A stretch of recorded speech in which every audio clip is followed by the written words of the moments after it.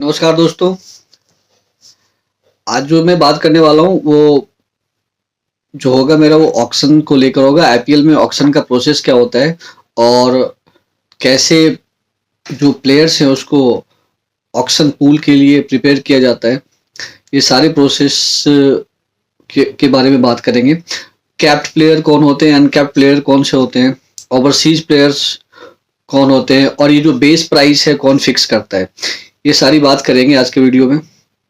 तो सबसे पहले आज जो मैं बात करने वाला हूँ कि आखिर आईपीएल में प्लेयर किस तरीके से अपने आप को रजिस्टर करते हैं, प्रोसेस क्या है।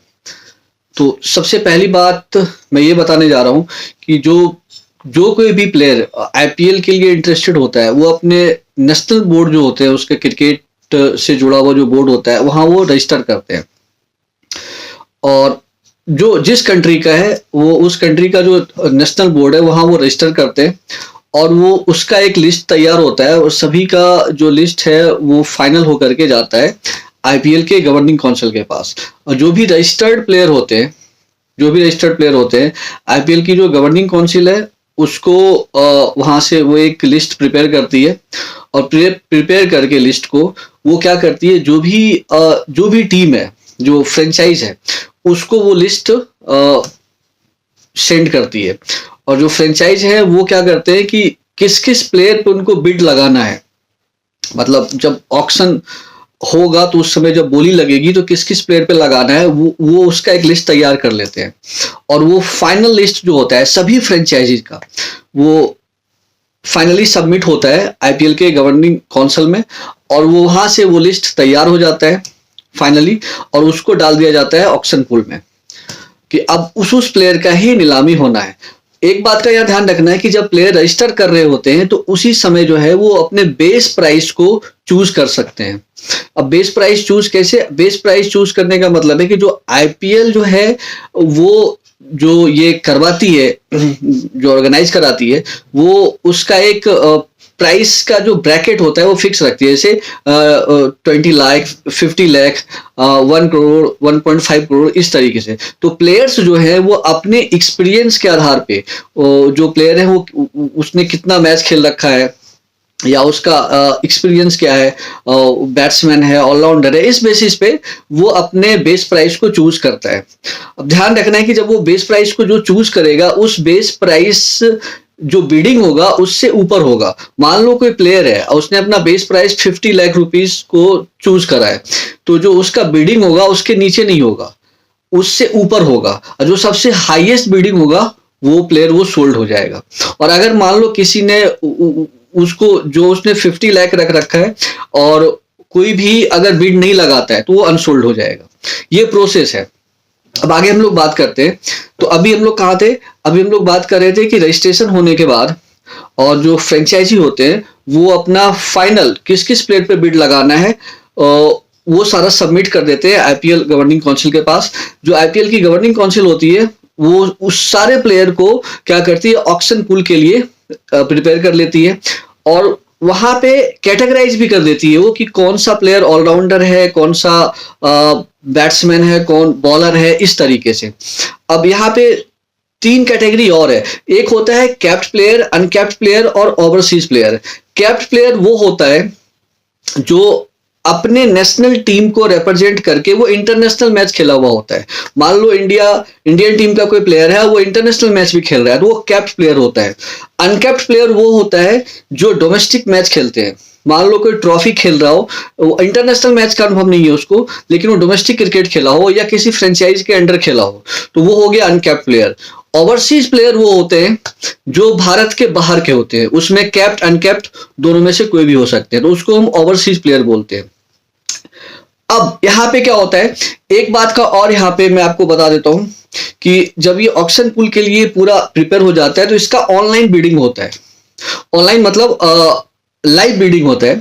इसका लाइव बिडिंग स्टार्ट होता है और जो भी टीम है वो वहां पे बैठती है और एक एक करके प्लेयर, और खास करके वो आईपीएल की जो गवर्निंग काउंसिल है उसको कैटेगराइज कर देती है कौन सा प्लेयर बैट्समैन है, कौन सा बॉलर है। तो इससे क्या होता है, जो फ्रेंचाइजी होती है, टीम होती है, उसके लिए वहां पे बिडिंग लगाना थोड़ा आसान हो जाता है कि वो जिस तरीके के प्लेयर को लेना चाहती है बिड लगाना चाहती है, उसके सामने मान लो किसी टीम को स्पेसिफिक कोई बैट्समैन ही चाहिए, तो उसके हिसाब से वहां पे कैटेगराइज होता है और उसका एक्सपीरियंस भी साथ के साथ कितने मैचों का अनुभव है और वो कितना मैच खेल चुका है, उसका परफॉर्मेंस कैसा है, ये सारी चीजें वो लोग तैयार कर लेते हैं। सेकेंड थिंग, अब स्क्वाड साइज का लिमिट होता है। अब कोई भी टीम है तो अब उसमें क्या होता है ना कि 25 मैक्सिमम रखना है प्लेयर उनको और मिनिमम 18 रखना है, ये स्क्वाड साइज का लिमिट होता है। और उसमें से जो 25 प्लेयर्स को रखना है और मिनिमम 18 प्लेयर्स है, उसमें से जो 8 प्लेयर्स हैं वो ऐसे होते हैं जो ओवरसीज प्लेयर्स होते हैं, उसमें से 8 प्लेयर जो होते हैं वो ओवरसीज रख सकते हैं, मतलब बाहर के प्लेयर को। और प्लेइंग 11 जो होता है उसमें सिर्फ 4 प्लेयर ही ओवरसीज प्लेयर हो सकते हैं। ओवरसीज प्लेयर वो जो बाहर इंडिया के बाहर के जो देश के प्लेयर है उसकी बात कर रहा हूं मैं। तो प्लेइंग 11 में वो ऐसे प्लेयर 4 होंगे और जो पूरा स्क्वाड साइज है उसमें से वो 8 ही होते हैं। अब ऑक्शन जो होता है ना वो बेसिकली 2 तरीके से होता है, एक मेगा ऑक्शन होता है, एक मिनी ऑक्शन होता है। तो मेगा ऑक्शन जो होता है वो 3 साल के बाद होता है। उसमें क्या होता है कि कुछ एक प्लेयर को ही रिटेन करके रख सकती है, जो उसके फ्रेंचाइजी होते हैं, जो ऑनर होते हैं, वो कुछ एक प्लेयर को रिटेन कर सकते हैं, बाकी सभी को स्क्रैच करना पड़ता है, मतलब सभी को दोबारा से फिर से उसकी बिडिंग होती है। और उसमें से जो लिमिट है, आई थिंक मुझे लगता है 6 प्लेयर है जिसको रिटेन कर सकते हैं, बाकी सभी प्लेयर को आपको रिलीज करना होता है, दोबारा से उस प्रोसेस में आते हैं, मतलब पूरे टीम का ओवरहॉलिंग होता है।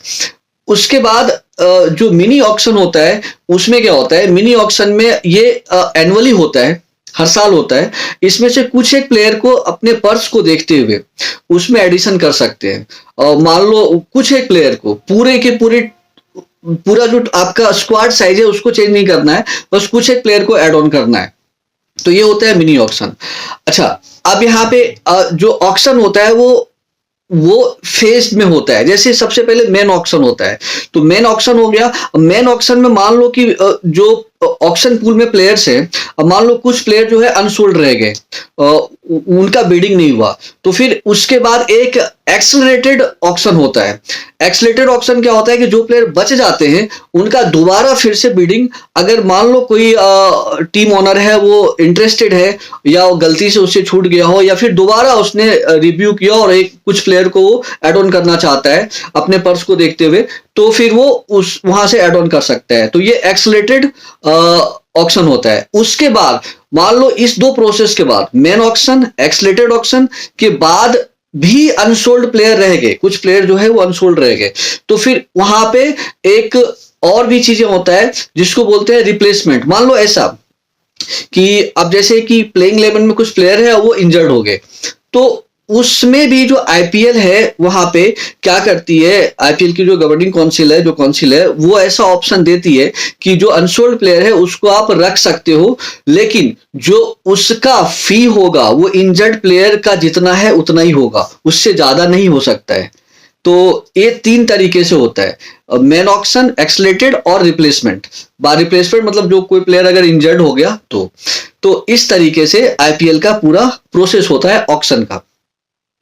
और इसमें जो बिडिंग अमाउंट है वो जिस तरीके से जो हाईएस्ट लगता है, मान लो किसी ने बेस प्राइस प्लेयर फिक्स कर दिया, उससे नीचे नहीं जाएगा, उसके ऊपर ही जो हाईएस्ट बिडिंग होगा उस पे प्लेयर सोल्ड हो जाता है। तो ये इसका पूरा का पूरा प्रोसेस होता है आईपीएल का। तो आई होप कि आपको ये सारा समझ में आ गया होगा बात कि किस तरीके से आईपीएल में प्लेयर का ऑक्शन होता है और ये प्रोसेस क्या होता है और किस तरीके से होता है। धन्यवाद।